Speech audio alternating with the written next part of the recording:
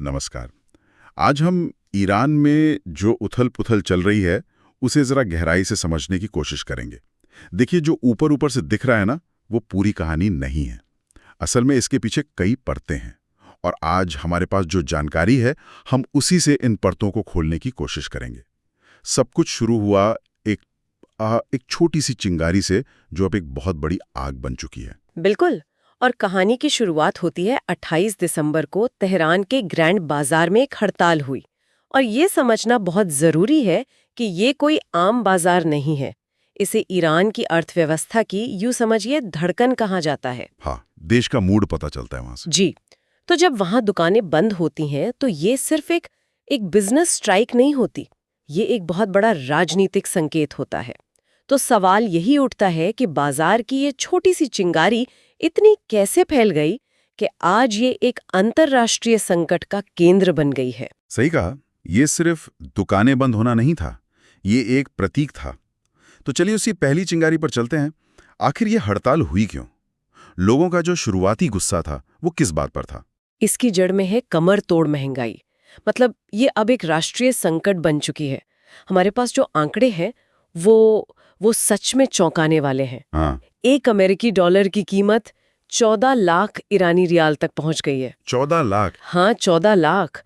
और ये सिर्फ एक नंबर नहीं है। इसे जरा आम जिंदगी के नजरिए से देखिए। एक रिपोर्ट में बताया गया है कि लोगों को एक पैकेट ब्रेड खरीदने के लिए सचमुच झोला भरकर नोट ले जाने पड़ रहे हैं। ये कल्पना करना भी मुश्किल है।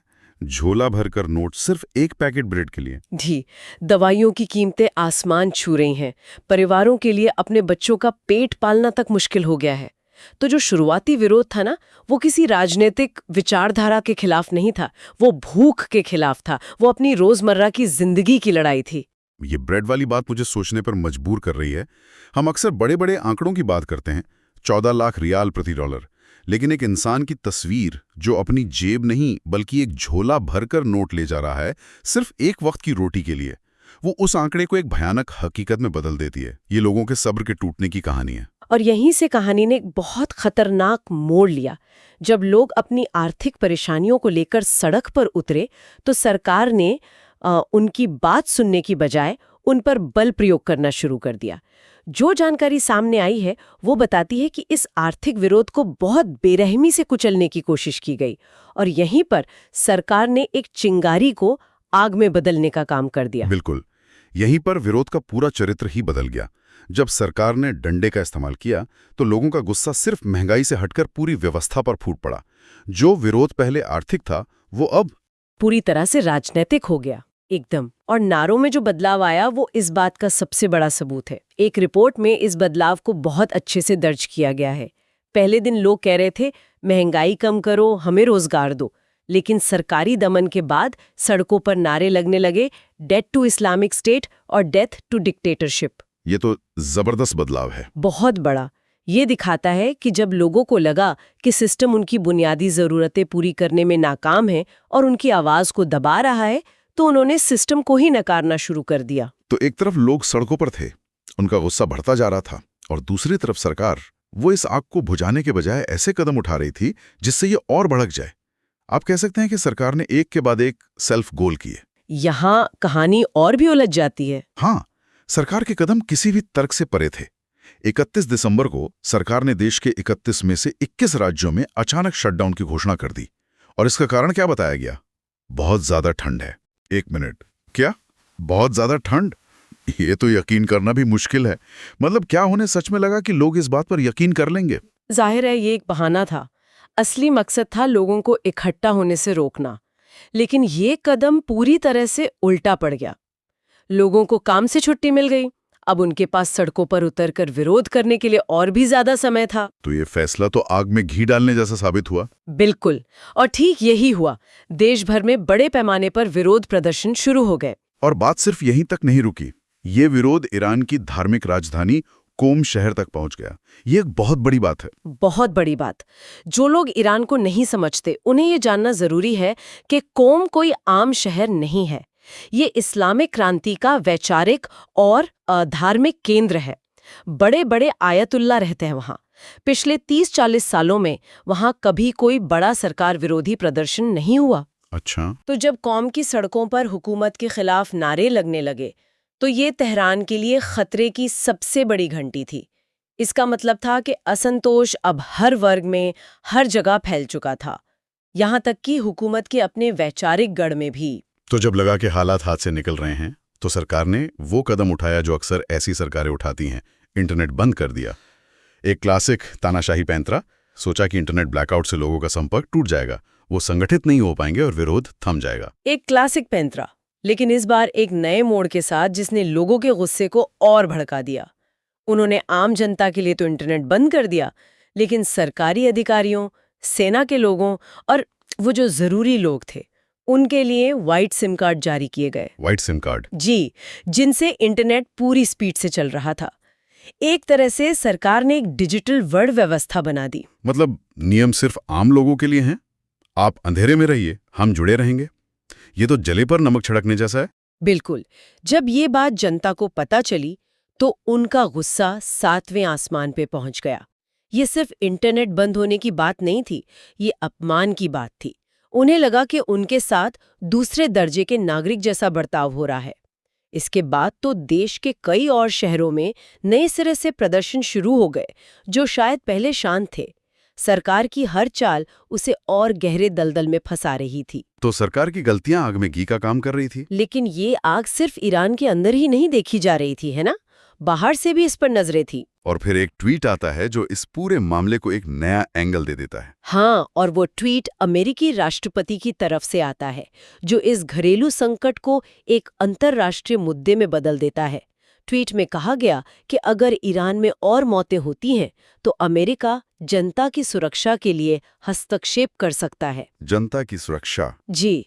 अब ईरान के लिए ये सिर्फ एक बयान नहीं है, ये एक सीधी धमकी है जो उनकी राष्ट्रीय सुरक्षा से जुड़ी दुखती रग को छेड़ती है। और शायद इसी बाहरी खतरे की आशंका ने ईरान को अपनी रक्षा नीति में एक बहुत बड़ा और खतरनाक बदलाव करने पर मजबूर कर दिया है, जैसा कि हमारे सूत्र बताते हैं। बिल्कुल, ये इस कहानी का एक बहुत ही महत्वपूर्ण हिस्सा है।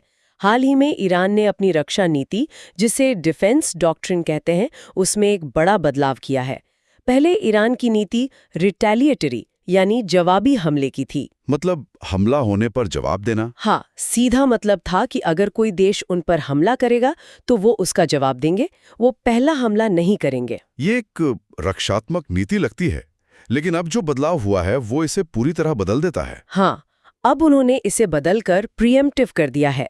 इसका मतलब है कि अगर ईरान को सिर्फ ये एहसास भी होता है या उनकी खुफिया एजेंसी को ये लगता है कि कोई देश उन पर हमला करने की तैयारी कर रहा है, तो वो इंतजार नहीं करेंगे। वो पहले ही हमला कर देंगे। जी, वो पहले ही हमला कर देंगे। ये एक बहुत आक्रामक बदलाव है। ये एक ऐसी नीति है जिसमें गलती की कोई गुंजाइश नहीं है। ये तो बहुत जोखिम भरा है। एक प्रीएम्प्टिव स्ट्राइक डॉक्ट्रिन का मतलब है कि आप एक युद्ध शुरू कर सकते हैं, शायद ऐसी खुफिया जानकारी के आधार पर जो गलत भी हो सकती है। ईरान के नजरिए से ये शायद अपनी सुरक्षा के लिए जरूरी हो, लेकिन उसके पड़ोसियों और दुश्मनों के लिए तो ये एक तरह से खुली धमकी जैसा है। ये दिखाता है कि ईरान बाहरी हस्तक्षेप के खतरे को कितनी गंभीरता से ले रहा है।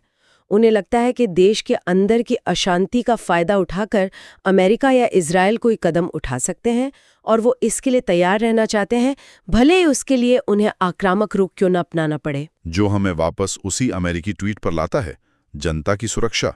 सुनने में तो बहुत अच्छा लगता है, लेकिन क्या अमेरिका वाकई ईरान की जनता की सुरक्षा को लेकर इतना चिंतित है, या फिर इस हस्तक्षेप की धमकी के पीछे कोई और वजह है?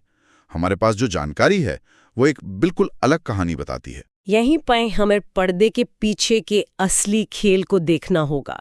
एक विश्लेषण जो हमने पढ़ा वो ये बताता है कि अमेरिका या किसी भी बड़ी शक्ति को किसी देश में हस्तक्षेप करने का सबसे अच्छा मौका पब्लिक अनरेस्ट यानी सार्वजनिक अशांति से मिलता है। और ईरान में 1979 की इस्लामिक क्रांति के बाद ये पहला मौका है जब इतने बड़े पैमाने पर अशांति फैली है।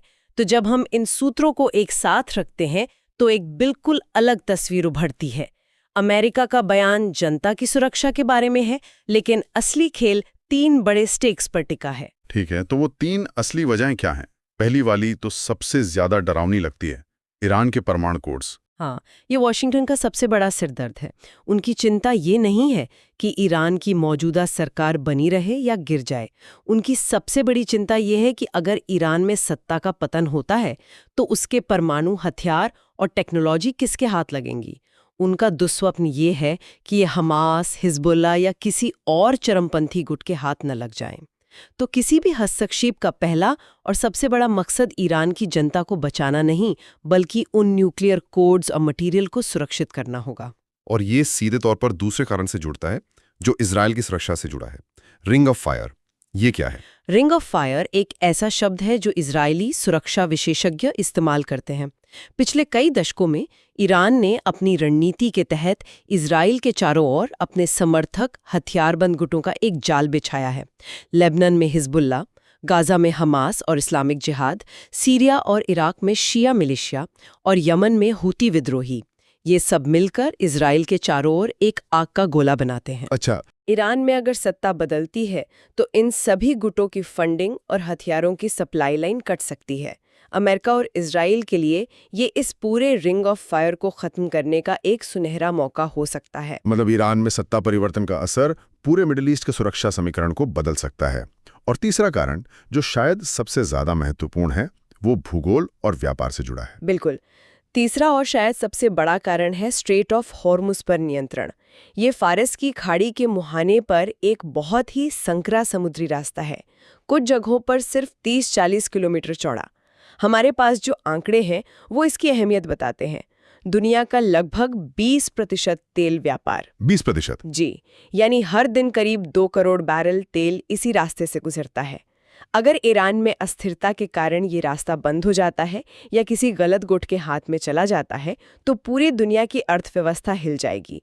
अमेरिका के लिए इस रास्ते की सुरक्षा सुनिश्चित करना एक वैश्विक प्राथमिकता है। तो जनता की सुरक्षा का तर्क दरअसल इन 3 बड़े रणनीतिक हितों, nuclear codes, ring of fire को तोड़ना और स्ट्रेट ऑफ हॉर्मुज पर नियंत्रण को छुपाने का एक पर्दा हो सकता है। विश्लेषण तो इसी ओर इशारा करता है। जनता का गुस्सा और उनकी मुश्किलें वास्तविक है, लेकिन जब बड़ी शक्तियां इस खेल में शामिल होती हैं तो उनके अपने हित हमेशा सबसे ऊपर होते हैं।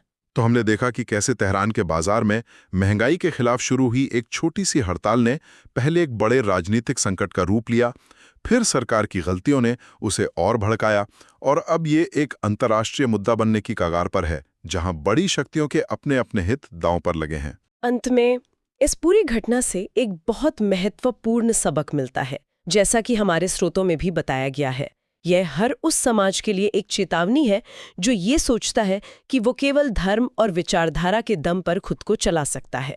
आप कुछ समय के लिए ऐसा कर सकते हैं, लेकिन जिस दिन आर्थिक वास्तविकता दरवाजे पर दस्तक देती है, उस दिन सारे पैंतरे और सारी विचारधाराएं धरी की धरी रह जाती हैं। हाँ, ईरान का मामला दिखाता है कि लोगों की बुनियादी आर्थिक जरूरतें पूरी करना किसी भी सरकार के लिए सबसे पहली और सबसे जरूरी प्राथमिकता होनी चाहिए। जब पेट खाली होता है तो कोई भी नारा काम नहीं आता। इस पूरी चर्चा के बाद एक सवाल जरूर मन में उठता है जिस पर सोचना चाहिए। किसी भी राष्ट्र को अपनी विचारधारा और अपने नागरिकों की आर्थिक जरूरतों के बीच संतुलन कैसे बनाना चाहिए? क्या एक के लिए दूसरे को पूरी तरह से अनदेखा किया जा सकता है? और जब ये दोनों ताकतें टकराती हैं तो क्या हमेशा नतीजा उथल-पुथल ही होता है?